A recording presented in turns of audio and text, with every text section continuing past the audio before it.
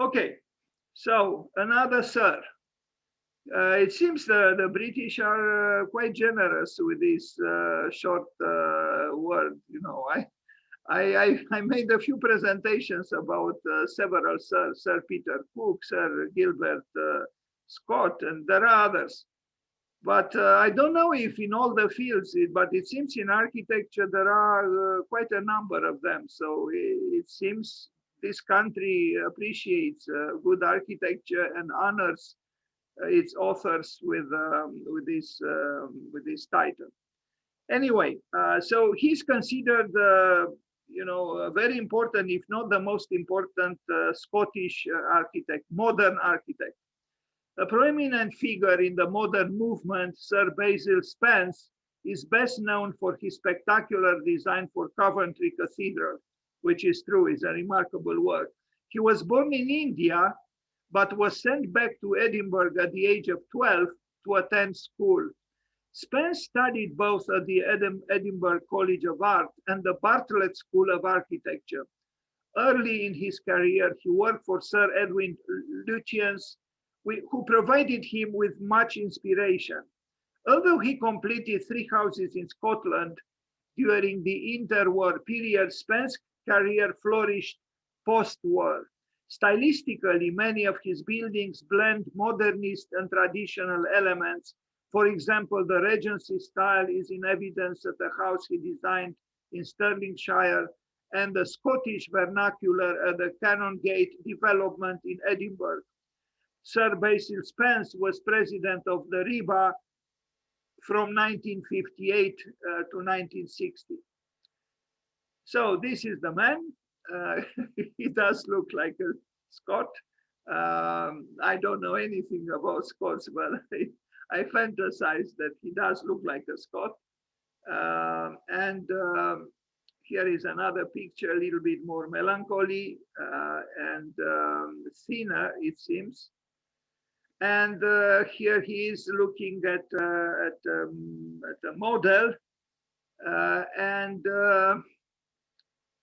what else can we say? We move on to some of his works, because I don't present all of them. So Sussex University. Uh, this is a drawing.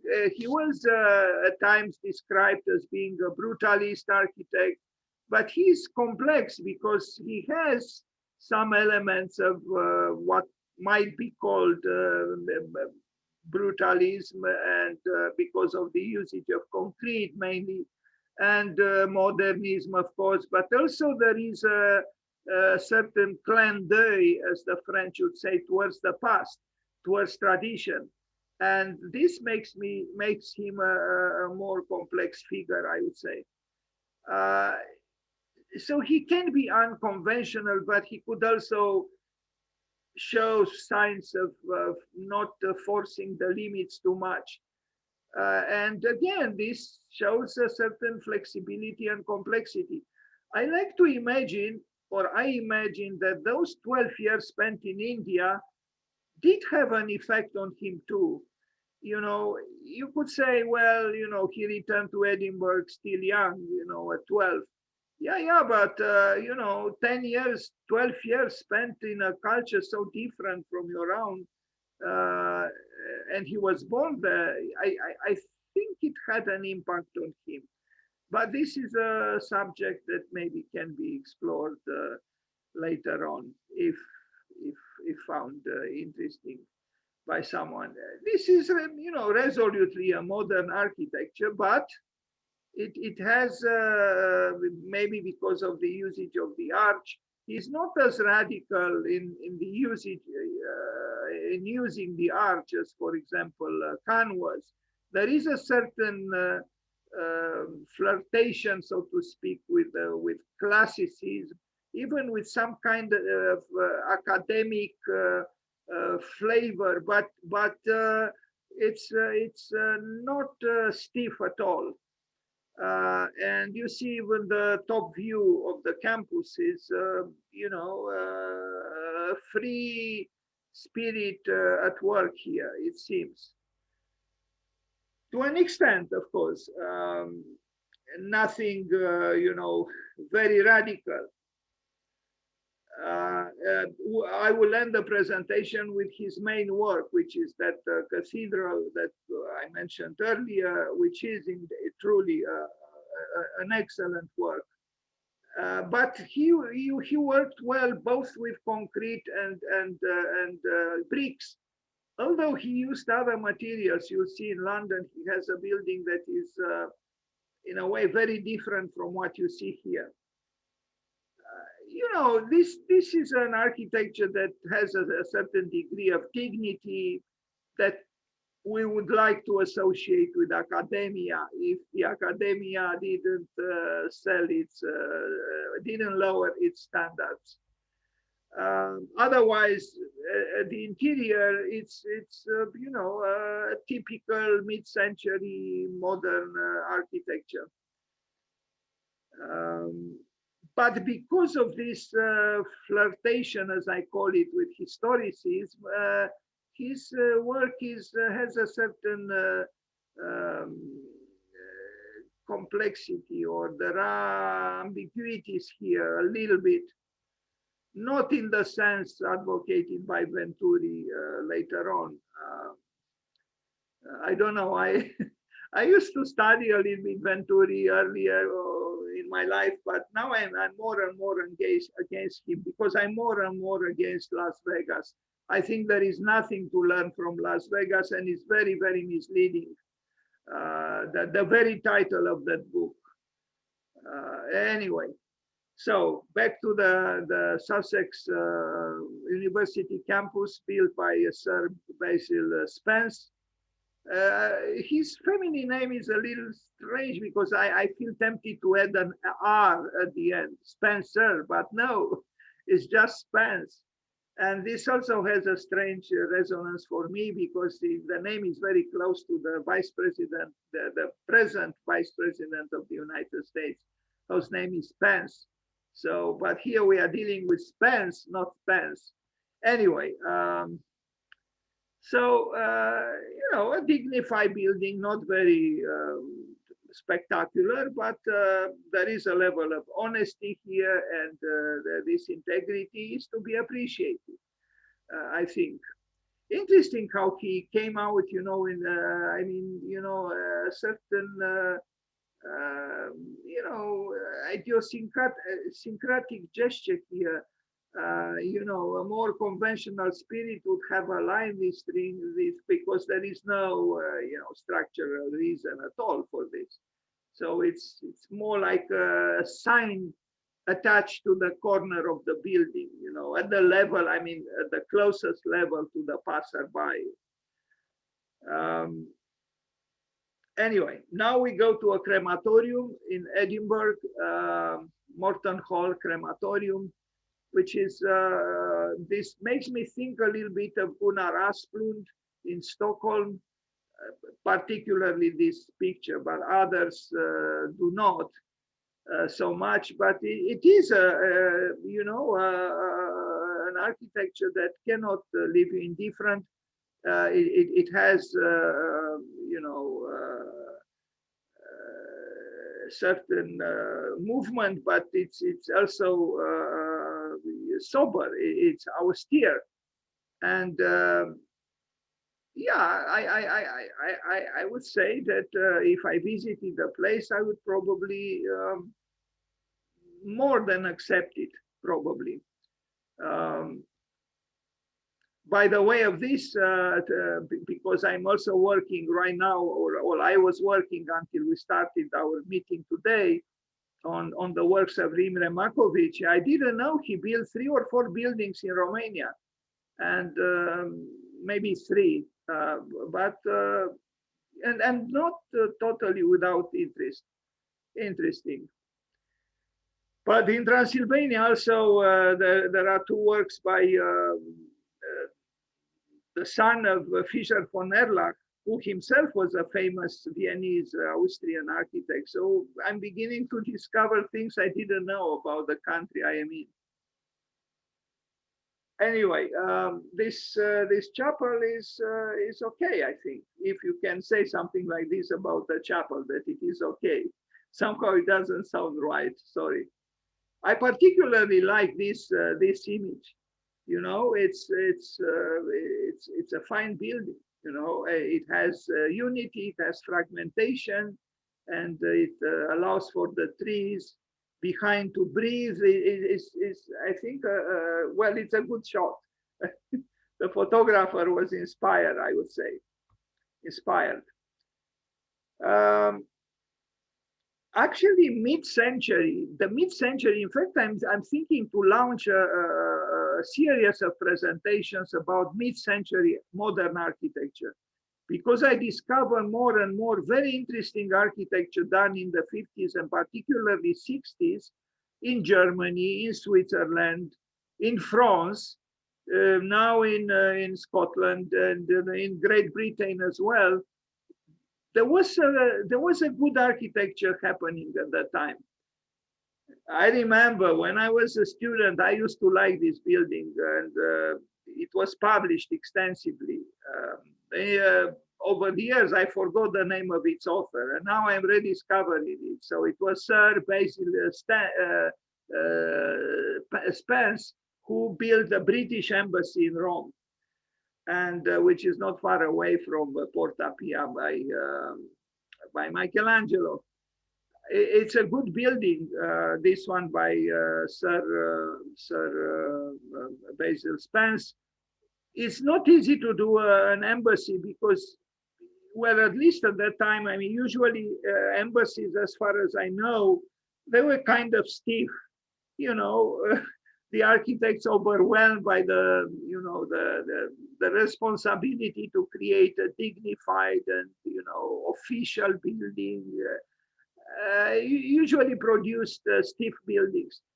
His is also symmetrical and so on, but there is a certain degree of playfulness here. And it's still an official building, an institutional building, but because he elevated it from the earth, and then there is the water, and something is happening. I don't think it's too bad. And so there is a level of creativity here, I would say, which is perhaps not always very easy with such a program, an embassy. Although, as I said earlier, in Berlin, I discovered with great pleasure the quarter with Nordic embassies, the embassies of some Scandinavian countries clustered together, very, very nice. Free, yet, dignified, and express something healthily about, or healthy about healthy societies. I would say, where democracy is genuine, and the institutions are not meant to oppress people, but to serve them. Anyway, here there is a certain level of, etiquette, a certain formalism. There is, but I mean, this building does tell you almost too obviously, I am an embassy. I don't know. But it's okay. It's okay, and particularly this fact that it is lifted from the ground, it creates that airy space, at least underneath, which could give you a certain feeling that you are kind of in control, meaning free. Now, the Beehive in Wellington, New Zealand, another institutional building, another administrative building, but this is the Parliament of New Zealand. And he did, I think, here again, a good job. This is an initial sketch he did, for the Beehive. And here it is. This is imposing. Yes, it's, a monolith, but I don't think it's really crushing. It's rather, a little bit otherworldly, there in New Zealand. Maybe in some other place in the world would have been interpreted differently. But I think it's okay. It's not easy to design a building of such political stature, but he did it. And, even the symbolism of the beehive is a positive symbolism, because yes, indeed, we human beings can learn from bees more than they can learn from us, that's for sure. I'm tempted to think that the bees are much wiser than we are. And probably, very inspiring hard workers, the bees. Plus, as far as I know, and I'm not an expert by any means in bees, but I think it's a matriarchy because they have the queen. They have a queen, not a king. So I always thought that we need matriarchies in the world. If I was running the world, so to speak, just temporarily, just for a month, I would make all the presidents of all the countries in the world women. I think it would be a better world. That's what I believe. Now, maybe I idealize women. That is possible too. Anyway, yeah, another administrative, politically charged building by this Sir architect, and it's good. I think it's good. And it would have been very easy to make something truly very conventional and stiff, even using the circling plan. But he did something which is a little bit predictable, a little bit stiff, but not too much. And even from the top, it's acceptable, I would say. And it's not a copy of the Pantheon, as the risk is when you do such a building. It's very hard to avoid the paradigmatic Pantheon, but he did. Anyway, so now some housing projects. Unfortunately, here I got a little bit lazy. I should have searched for more, but I have some images from an intervention with housing, some flats he built in Edinburgh, in the old part of the town, of the city. And is this, and I don't dislike at all what I see. It's because I like what is called brutalism sometimes, although here there is vigor, but why would we call it necessarily brutalism? Plus here the vertical part in concrete makes me think of the Richard's Laboratories by Louis Kahn in Philadelphia. But then he uses stones, and it's interesting. He also uses that arch that he used in the Sussex University campus. It has force. This seen from this angle, but the urban context is a little bit different, and you will see very soon. So he worked with these people, Glover and Ferguson. It's called the Canongate housing development, 1969. I don't know if it began the construction then, but it was at the end of the 60s in Edinburgh. So a 3-block housing development in one of the most ancient areas of Edinburgh. The segments clad in rough stone and the modern raw concrete elements merged to a unity. And here it is a view from the, a courtyard or whatever it is. The buildings themselves are somewhat a little bit pedestrian, but these balconies, it's strange because with balconies you can't really do significant architecture. But somehow the way they are proportioned, their solidity and their patina, in this case, gives the whole thing, the whole complex vivacity and heaviness that is somehow convincing, mainly because of the balconies, or is the tension between a certain fragility of the facade with the windows and the massivity of the exterior access to that we see on the left and the balconies. Interesting. Anyway, you know, to work within such a context, urban context, is not easy, you know, because you have to respect the spirit of the place, but also you have to assert what you stand for and your own time. So I think he did something maybe not spectacular, but maybe that's good that it is not spectacular. Um, anyway, and this corner is done quite well. You know, it creates here convincing architecture that is you know, attesting to the, you know, the importance of this intersection, I guess, and you know, it's okay. It's okay. Although the buildings, I don't know, they seem, the buildings themselves, I mean, those with the apartments besides this tower in the clad in stone, I don't know. It looks like almost an Alpine architecture to an extent. Anyway, we move forward. So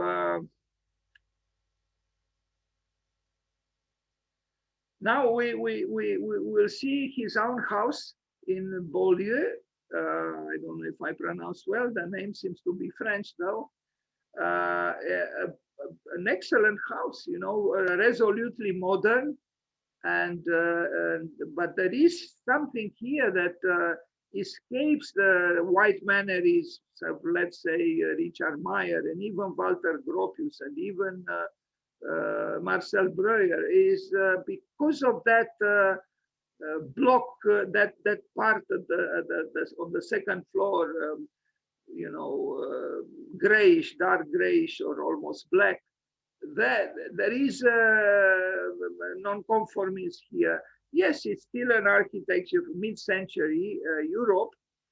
Well, not only Europe. I think in the United States there were also experiments in this nature, of this nature. But I think he's handling very well the, you know, the volumes, the opaque parts, the, you know, the glass parts.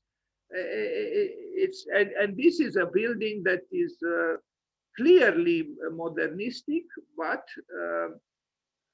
I don't know. It does show skill, I think. He was a skillful architect, and he could have done many interesting things, and he did some. Um, I don't know very well about this cylinder, you know, with this stair. It's his academic side, or his, you know, you saw he uses the arch, he uses the circle like in the Beehive, he uses now the cylinder. It's okay, it's acceptable, but it shows a little bit of unsurprise, if I can call it so, probably totally inadequately. Strangely, this is called a cottage, you know.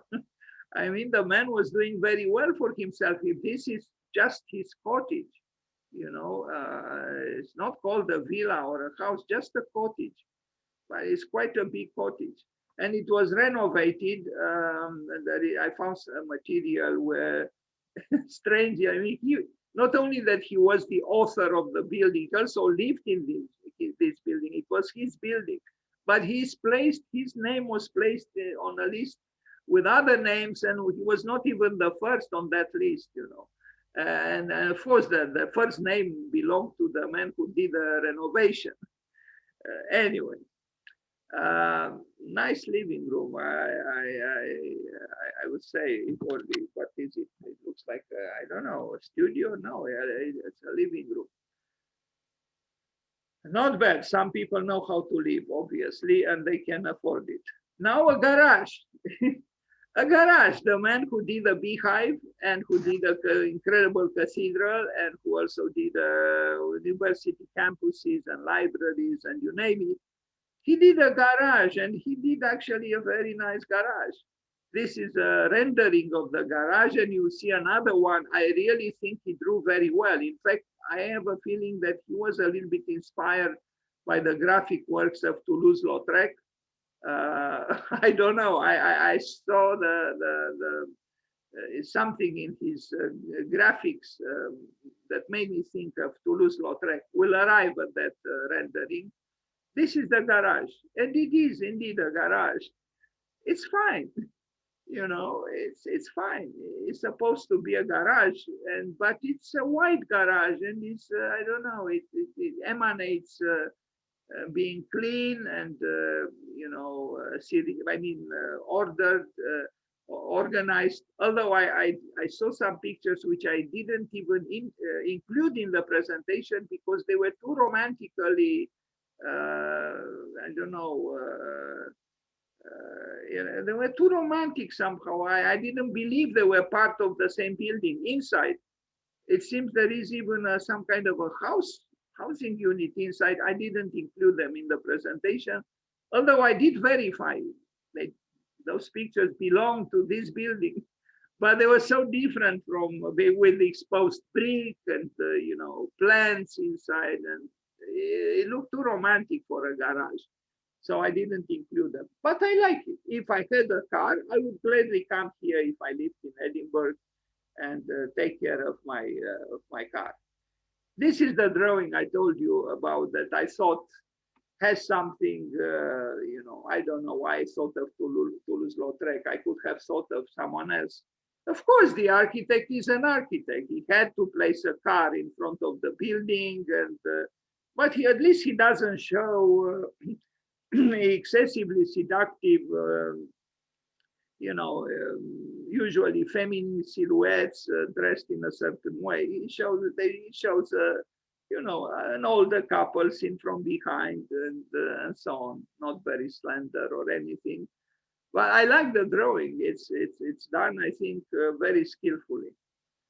And it's manual, yes. There were no computers at that time, as you know. Now, this building in London, which is also good and which makes me think of his own house that we just saw, the so-called Cottage. It's an excellent modernistic structure built maybe around 60 years ago, and not bad. Of course, in the case of London and other European cities, a little bit of a ruined context helps. You know, if you assert your own modernity behind a ruined wall, it looks even better through the contrast, if you like contrast. But even inside, the building has a certain musicality, and you know, it's otherwise it's rectangular, it's clean, but it's very this is truly modern, you know, but it's a modernism that is not shouting its modernity. It's a modernism that is gentle in a way, although vigorous, but gentle at the same time, to an extent. In this picture, maybe, I don't know, that is certainly, especially the black parts with the glass. But no, all in all, is not a bad building.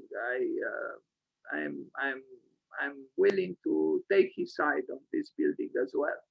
Although my favorite is the big cathedral, and we are going to arrive at it. And that work I knew for a long time, and I admired. And it is considered his masterpiece. But this one also, you know, compared to the buildings left and right, is clearly the building of some of an architect of skill. So now we arrive at the last work I show today. Maybe next year, if God willing, we'll do this again. I'll amplify the presentation. Today I only have about 145 pictures. He deserves more than 250, but anyway. The Coventry Cathedral. And it was this work that made me think that maybe, you know, the Middle Ages would have sympathized with his work, although his work is modern. But what he did here, he collaborated with artists, with craftsmen, in a kind of a medieval way, you know, and so it's a collective work coordinated by him. He even worked with great engineers, the Ove Arup, firm, which is an old engineering firm. So, location, United Kingdom, Coventry, designer, Sir Basil Spence, structure, over arrow, project year 1956. I'm more and more interested about that period, the 50s and the 60s in Europe in particular. Okay, so here it is. You know, fragments of the old church, which was bombed and destroyed in good measure. But his addition is I almost felt like saying sublime, because he didn't mimic any kind of stylistic connections with the old building. No, he created a building that is definitely 20th century, but in spirit it connects very, very well with the remnant of the old building. And this is not easy to do. It's not easy to do, but he did it. And it is here inside this cathedral, which is, by the way, very famous. I understood in Great Britain, and there is a huge tapestry by the artist. I am going to present some of his works of Graham Sutherland. A critic, I remember, pardon? I hear someone wants to say something. Anyway, maybe I'm beginning to hear things that are not there. I want to say something. No, when I arrive at the tapestry. So I like very much this cathedral because it's not, is very honest. On one hand, it shows you the fragility of the human world. This cathedral was bombed. The ruins are left as ruins, but they are not. The nostalgia that they might provoke was not insistently underlined. It's a stage design in a way with elements of the past, and then he comes up with these interventions that are from mid-century. And I think he created this balance between 1950s, early 60s. I don't know when the work ended, around that time, and work that was built with, I don't know with how many centuries earlier. And also inside, the structure is Gothic in spirit, but not in form.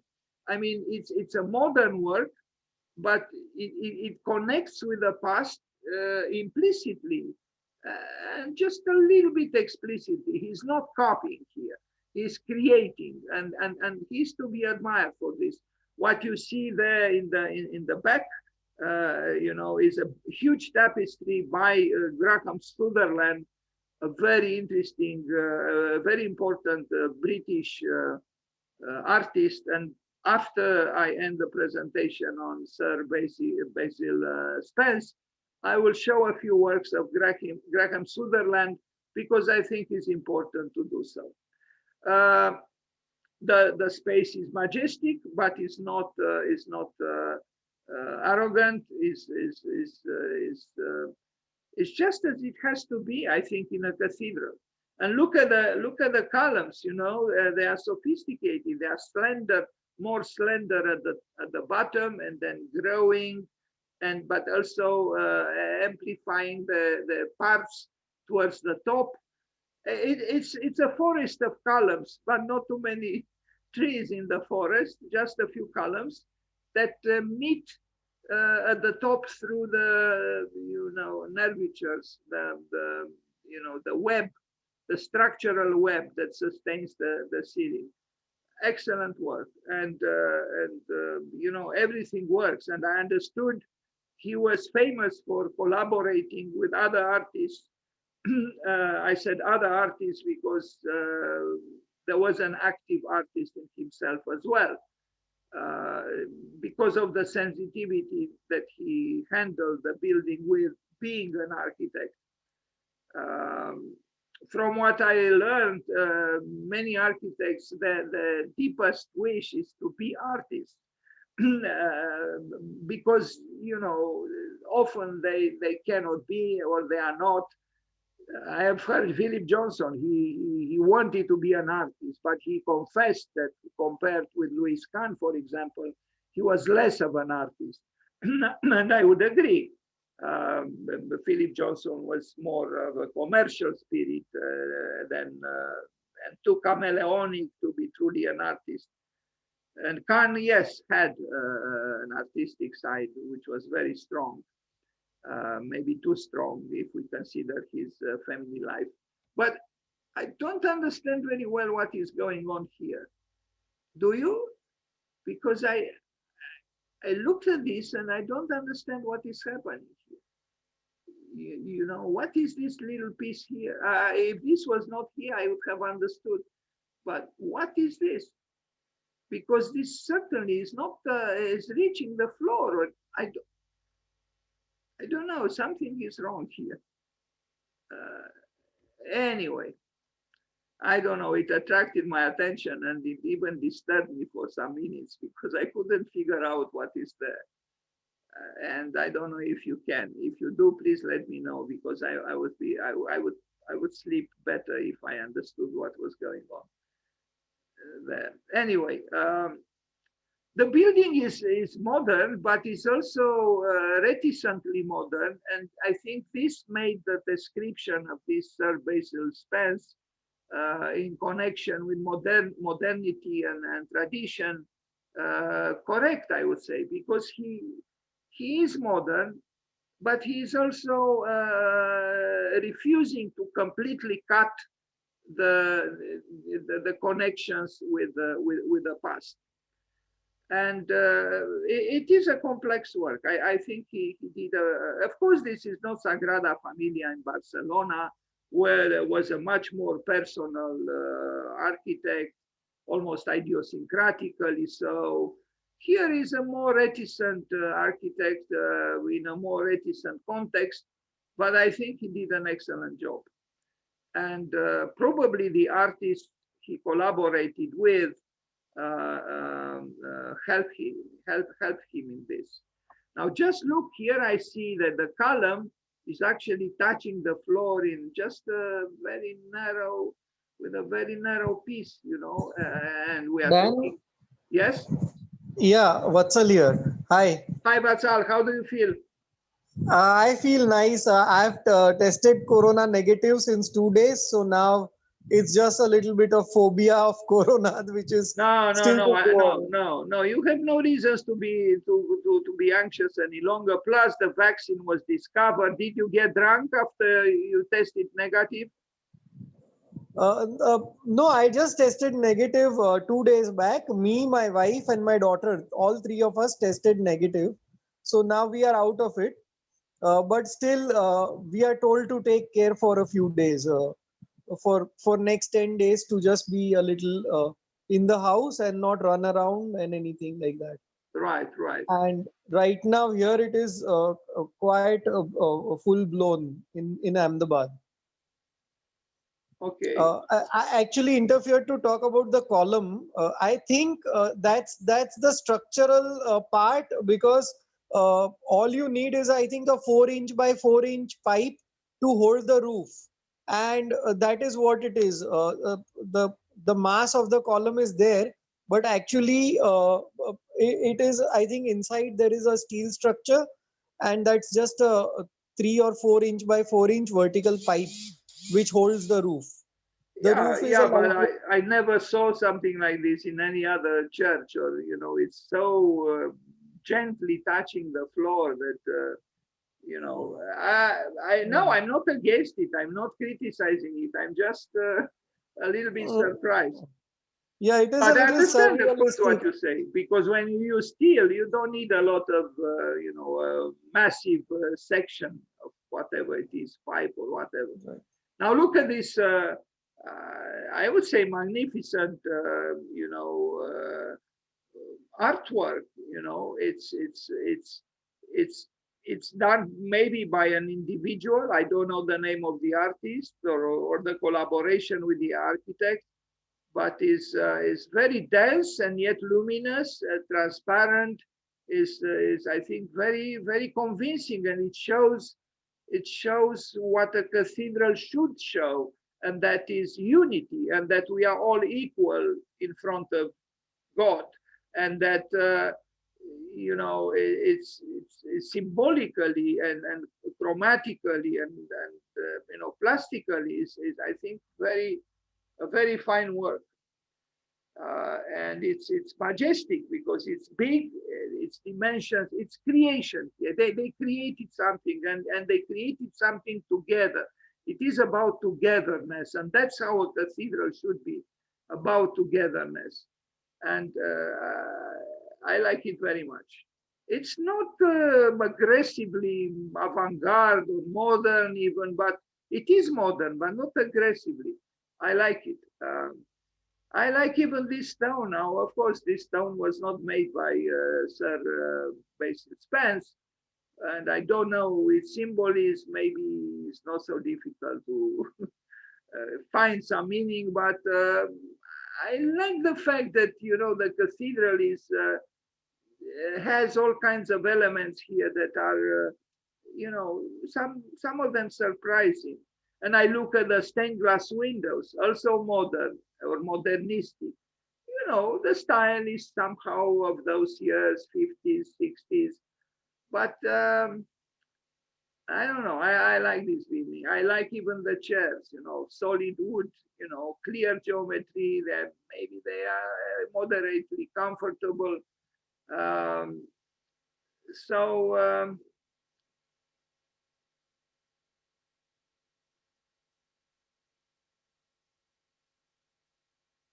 you do feel that it's somehow a collective effort. Although there was a project architect, there was the leader of the group in Sir Basil Spence. But even here, it is I don't know exactly what they are, but it's all about multiplicity in unity. This is the meaning of this cathedral, and it should be like this in almost any cathedral. If we are talking about a chapel, is something else, but this is a cathedral. And look at the majestic work done by Graham Sutherland, which I didn't know at first it was a tapestry, but it is a tapestry. I mean, look at its dimensions. It's huge, and it's of course it is God there, And anyway, Graham Sutherland was obsessed almost with crucifixions or depositions. Very interesting painter. Unfortunately, he was kind of like Sir Basil Spence, pendulating between modernity and figurative art, and sometimes he was not quite able to unite them as magnificently as in some of his best works, which you are going to see.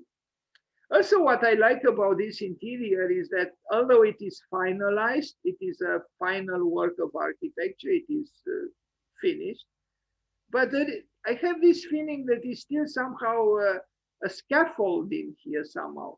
I don't see any scaffolding, but I have a feeling that it is still somehow an interior that is in the process of becoming.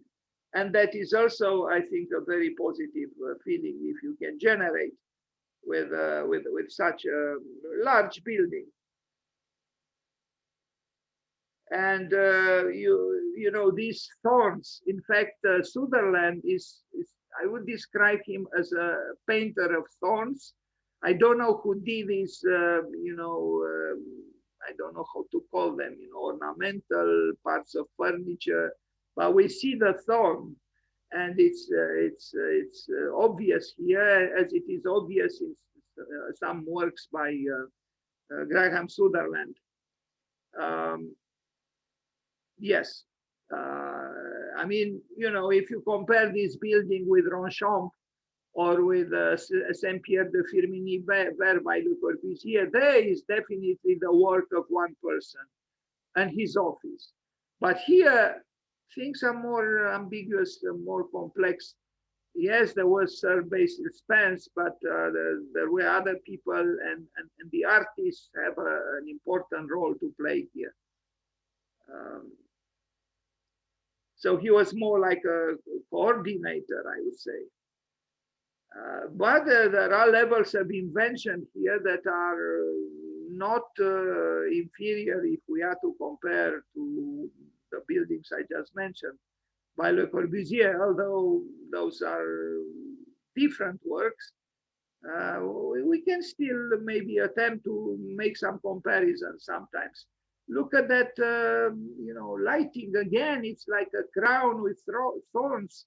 It's there is a symbolism here that repeats itself in various forms, and it tells the story of what happened and is described in the Bible. Look here also, this massive, if I can say so, it's not really massive, it's glass, but it is treated artistically in a certain way, and I think in a very interesting and complex way. Like in Ronchamp, I had a very strong feeling that it was a personal dialogue between Le Corbusier and Marie. Well, actually, the two Maries, Marie, the mother of Jesus, and Marie, his own mother.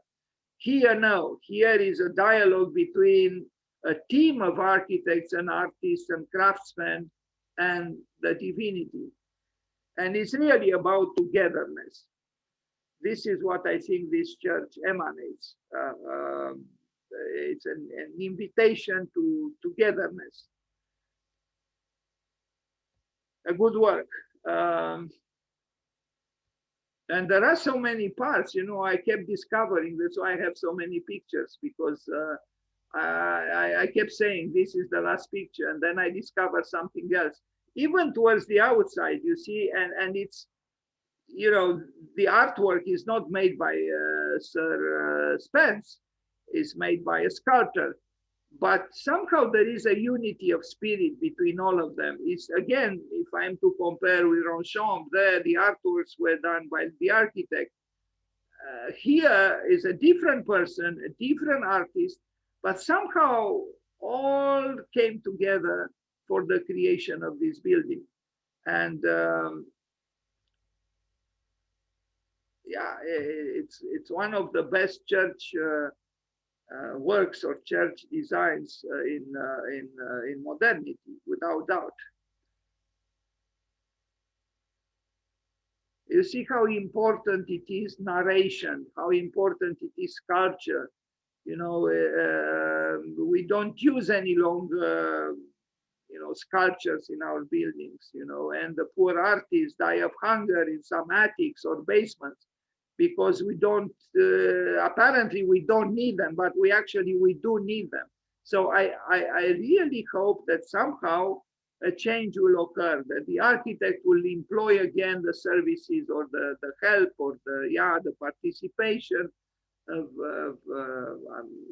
artists, at least in some buildings and for some programs. And we saw this porous part of the world from the inside that I try to comment on in a certain way.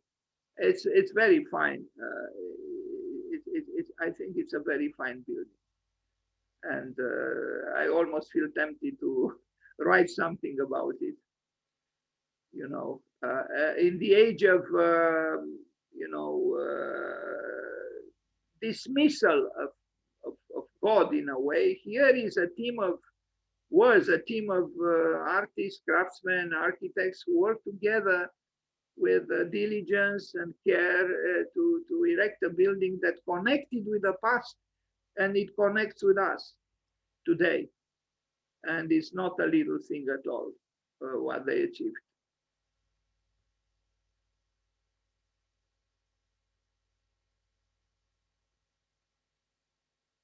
Okay, and the last picture of this presentation is unfortunately, or I don't know, actually it was the first picture, but then I thought it's too idiosyncratic to start the presentation with a grave, with a tomb. But this is where Sir Basil Spence found his Domus Eterna. Now I will show you, if you allow me, a short presentation on Graham Sutherland, the very important artist who collaborated with Sir Basil Spence.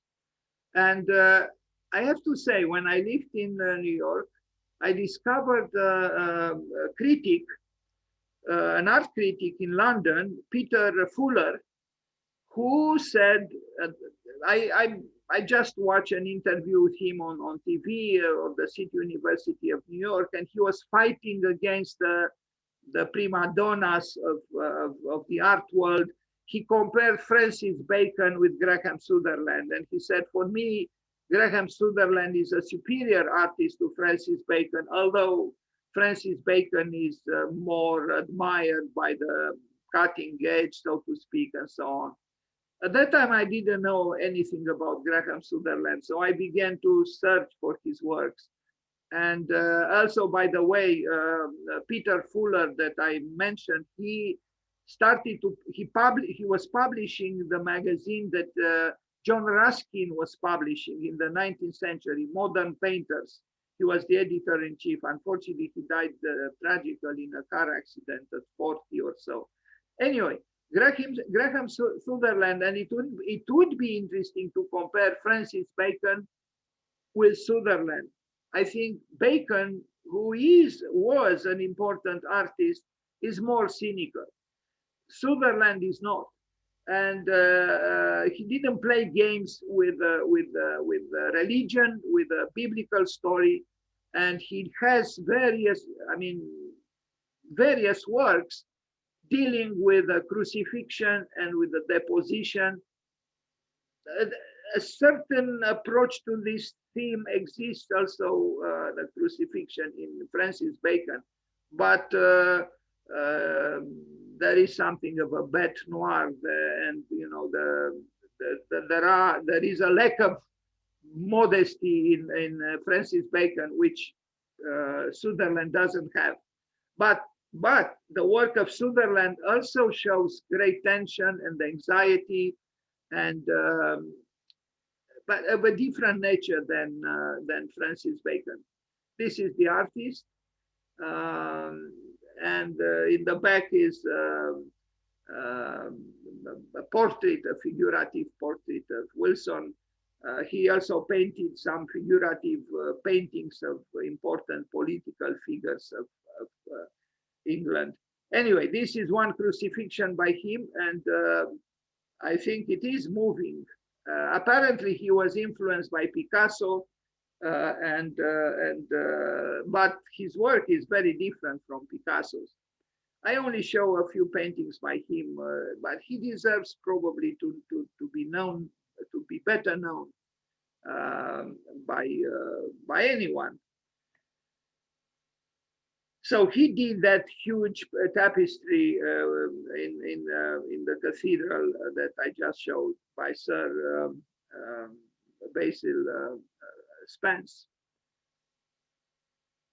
What is interesting in his works is that you see, this strange encounter between natural structures, tree-like formations, and then the tree becomes, or the branches become bones, and the bones become thorns, and it's almost like a meeting between art, nature, and religion. And yeah, I think he's a very interesting artist and painter. Here he is again with another portrait figurative. He didn't have very large quarters, it seems. Anyway.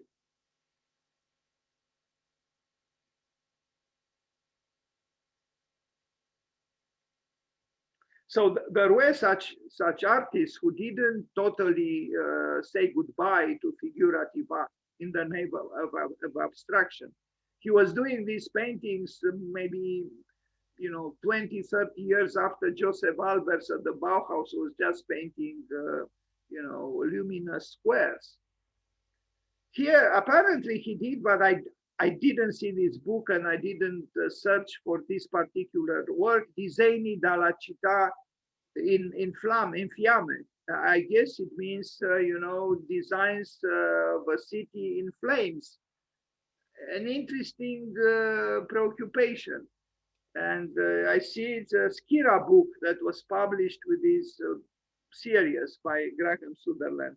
But I never saw, besides the cover of this book, any of the works, but I should search for them. And I will end the presentation with this work by him, which is he called Predatory Form. And it's an, you know, perplexing work. You know, it's, you don't quite know what is happening here, but it is about, yes, prey. You know, it's about the meeting between the cruelty of life and the need for some form of faith that transcends that cruelty, I guess. I don't know, I'm just improvising here some possible meaning.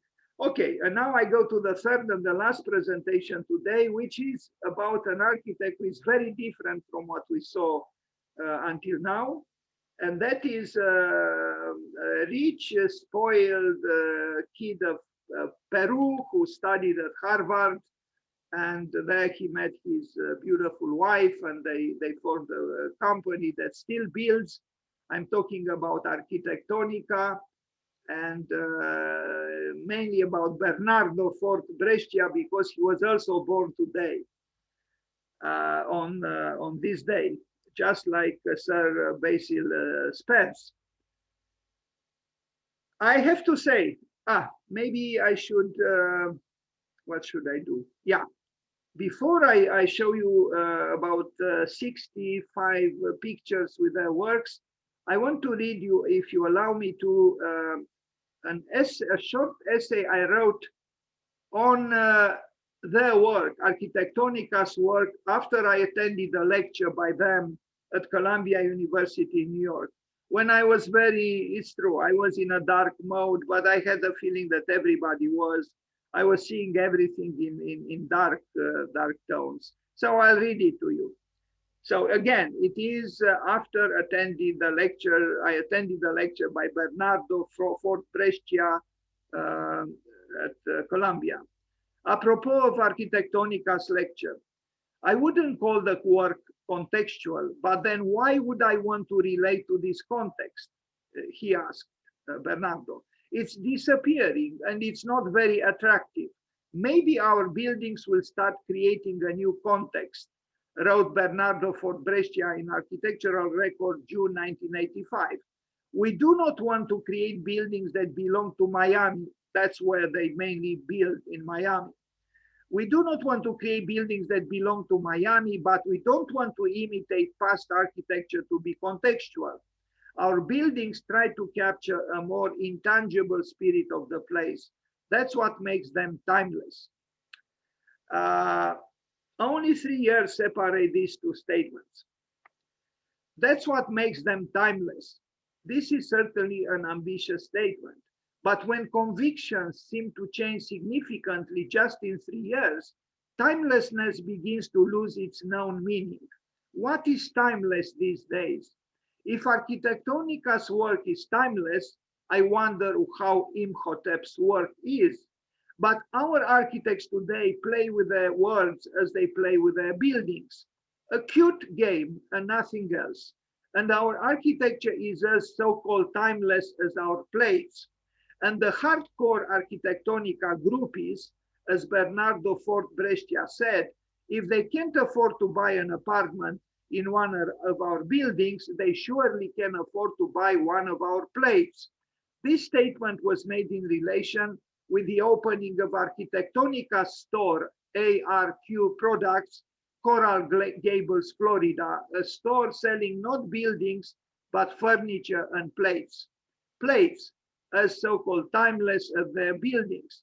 Naivete, bravado, cuteness, joie de vivre, junk food for thought. Jazzy architecture. Timeless, Schiller said that man is completely human only when he's playing. And indeed, what are we when the children in us are dead? But is it not a difference between remaining children and becoming children? I think it was Le Corbusier who said that the problem is not to remain children, but to become children. And I think he was right, because the adult child is not the same as the child. It might be that the adult child starts his adult life by being old, and only progressively he becomes child again, but a different child. It is very significant that for some so-called primitive people, the same game has different names if it is played by children or by adults. But the problem is very complex, especially in the plastic arts. Even if Johann Huizinga, in his book Homo Ludens, recognizes that, I quote, turning from poetry to music and dancing to the plastic arts, we find the connections with play becoming less obvious. As he says, the very fact of their being bound to matter and to the limitations of form inherent in it is enough to forbid them absolutely free play and deny them that flight into the ethereal spaces open to music and poetry. I don't know. I think the phrasing here was not quite correct. I don't quite understand the question mark. Anyway, this is certainly true. And this is why in architecture, Homo ludens is intimately connected with Homo faber. Architecture's bondage to matter and to the limitations of form inherent in it is of a crucial importance. The value-free aestheticism of our days cannot continue to ignore this simple truth, unless we want our architecture to be as so-called timeless as our plates. I mentioned the plates because they also designed at that time a lot of plates. And unless we find no other way to manifest our childness except through invading our insatiable market with objects made in a clever rush by ARQ products or other international corporations, architects. So with this, my maliciousness ends in this field. So now I'll show you some of the buildings. And they built a lot, but they built a lot also because he was very rich, and he is very rich. He was part of, I don't know, a conglomerate of companies. And anyway, so the Miami-based architecture office, Arquitectonica, headed by Laurinda Sper and Bernardo Fort Brescia, has been selected as the 2019 winner of the American Prize for Architecture. The firm, known for its trend-setting modernist Miami style, was launched back in 1977. So today is the birthday of Bernardo Fort Brescia. Here they are, the two of them. And yeah, he looks serious. I actually like them. They, you know, they are doing well. The Babylon in Miami. This is a building that actually I read was either demolished or will be demolished because, you know, that's how capitalism works. You know, it's continuously on the move.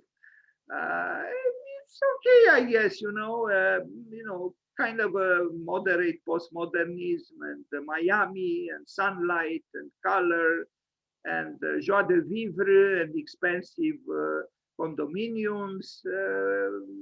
Of course, there is a lot of poverty in Miami, but this couple, they don't work for that so-called segment of society. And they are very well connected, and you will see. This is the way they transmitted the intentions in design through this kind of, you know, rather infantile renderings, but not as innocent as Lina Bobardi's drawings, I would say. Anyway, he's probably a gentleman, I imagine. And he has no reasons to. That's probably his own Rolls Royce in front of the red building. I mean, just the front facade is reddish. The little we see here is okay, clean, nicely drawn apartments and, opulent, of course, probably just one apartment on the floor. And okay, so this is the Babylon, which probably does not exist any longer because I read they were very serious about demolishing it. Now, the Atlantis, also in Miami. This is a building that was very publicized around that time. And yeah, it's playful. Yes, there are some primary colors. There is that opening into the building, and otherwise the proportions are a little bit similar to l'unité d'habitation by Le Corbusier, mainly the one in Marseille with that the terrace jardin at the top. A playful building to an extent, probably with very expensive apartments. And what can we say? Joie de vivre in Florida. Um,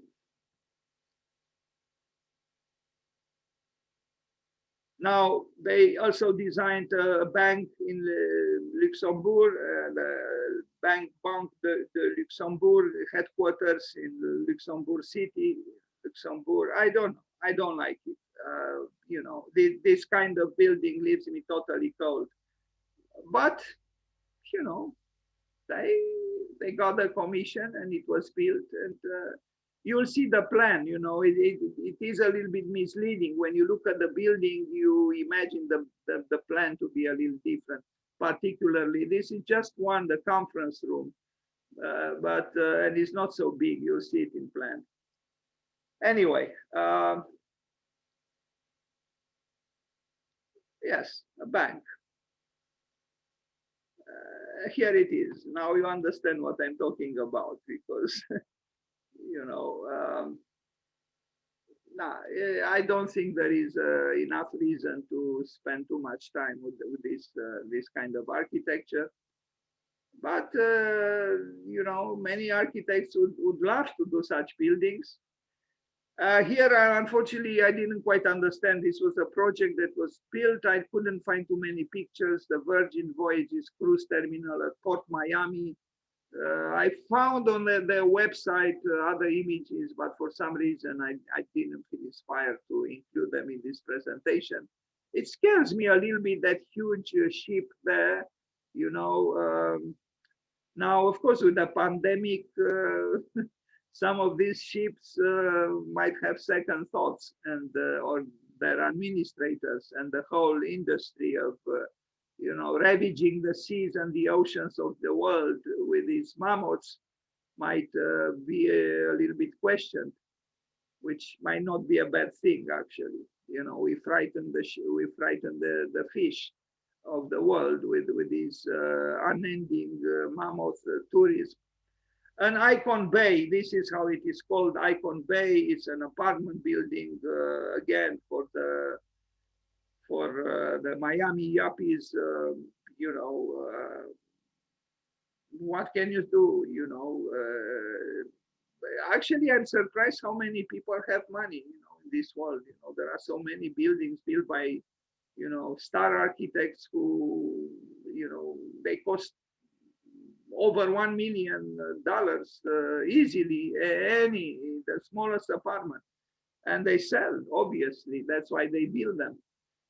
And but there is a trend here too. This is a mainstream architecture, big built in Miami also kind of in the same way. And I'm a little bit tired of this. And it's not because I'm jealous or envious. I just think they are just serving architecture in frivolous and easy terms. And they could use the talent and the possibilities. I would say differently, but anyway,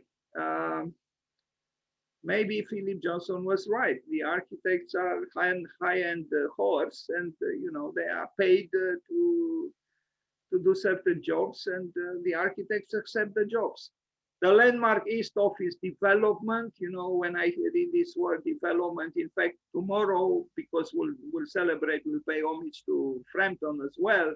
And I already sent, I don't know if you received the message, I sent some people a message where I asked, why did Kenneth Frampton start his book with a depressing quotation, if I am to call it so, from Walter Benjamin, you know, about the angel of history and dead end street called Progress. So when I see this landmark East Office development, I'm very, my almost apocalyptical tendencies are activated again, you know. But things are changing. Yes, the climate change, the pandemic, the sustainability issues, the rising level of the seas, the pollution, and all these things will have to make us change certain things. Otherwise, we cannot continue in this way. You know, this frivolous optimism. You know. Anyway, I think I end. No, sorry. The University of Miami, the Miami Architecture School, which is, what can I say? It's okay, you know, in a certain way. At first, I didn't believe it. It's actually an architecture and design school, part of the University of Miami. But seen from this angle, you'd expect it to be a, you know, less a building in terms of function. From other parts, it's, I guess, okay, looks bigger. But from here being also one floor also is a little bit confusing. Yes, they are skillful. There is a certain skill here, you know, the manipulation of the roof and so on, you know, but it's a small school, of course. I guess that's the man whose birthday is today, the one with white shirt there on the left of the two. I imagine, I can see so far, but I imagine that's him. Anyway, so this is the School of International and Public Affairs, but it also includes an architecture school from what I read, and this was the concept. Now, when I see this sketch, I can use a word which I dislike, and that is concept. This is the concept. And and he built it just as he sketched it. Well, with more rectangularity, but something was kept. Of course, there we have an amphitheater, and it's okay, but it's still cold, and I don't know. It's too mainstream for me to like it. You know, I'm not. If we compare their work with the work of Sir Basil Spence, we see, you know, two different architectures and two different architects really. But yes, this part of the building could impress one, you know. And although I would be a little bit afraid to see there, you know, underneath this giant block, you know. What if something wrong goes wrong and it falls on you? You know, it's a little bit ominous, I think, that shadow there. Although I like triangles. But we do live in the age of reassessing nature. So the top is a garden, of course, it's all green. If you look at this drawing, you say, you know, there is a lot of innocence here, a lot of trees and water and the lake on the left and the ocean on the right, and in between them, garden. But the things are not quite like this, you know, it's still Anthropocene, the age of man. And, you know, man takes over through the work of these architects. Green space, indeed.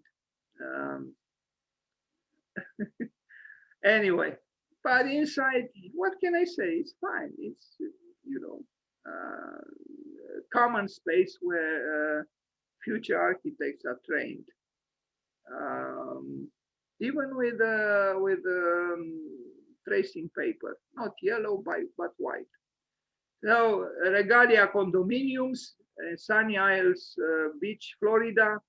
This is really disturbingly very similar to the Agua Tower by Studio Gang in Chicago, which was built a few years earlier. But it seems in Miami, even Ken Gokuma was copying what Big Ingels did a few years earlier. If you look at the Agua Tower by Studio Gang and you look at this building, you'd ask yourself, how is it possible to, because it's not just a coincidence, you know, it's really very similar anyway, although her tower is much better than this one, but kind of in the same spirit. Anyway, I can't look at this building. It makes me want to do something else, not architecture. And the Westin Hotel, and now I will end the three presentations today with this extravaganza, this bonanza in New York City, because that's what it is, a bonanza. They build it those in a tower that has that you know, dividing line between the two, and also the lower building in front of it. And of course, you see scenes from Hollywood, from unbelievably mediocre buildings, movies made in Hollywood. You know, Times Square, right? That's what we are talking about, the heart of the human jungle. I don't know. I mean, this is not about culture, this is about commerce. So if you agree with Alvar Aalto that architecture belongs to culture, then this does not belong to architecture. It's as clear as that. But, you know, I'm sure they make a lot of money, and the buildings make a lot of money, although now New York is on the verge of being deserted because of the pandemic. Look at it, you know, look what's at the bottom. Welcome to Las Vegas. Now, learning from Las Vegas. This is what it is, you know, and it amazes me that in academias, people, they still take seriously that book, you know. Anyway, otherwise, yes, there is a little bit of skill here, there is color, there is a little bit of vicious playing. This is not innocent playing. And you see at the bottom the Johnny Depp, you know, his manufactured angry look, demonic look, you know, it's all a theater, you know, the world is a delusion and then an illusion. It's all fabricated in Hollywood. And Hollywood, in my opinion, is a cancer. But Hollywood controls so much of the world, even of the architecture of the world. And that's what we see here. I'm really sorry for this couple. They probably were more innocent when they were young. And you know, the world they live in made them unaware probably of the trappings they fell into. And look here again. I have no reasons to be too nostalgic about New York when I see such images, although I do like New York, but not what I see here. And this is the last image, I think, of the presentation. Yes, Times Square. That's it. Thank you very much.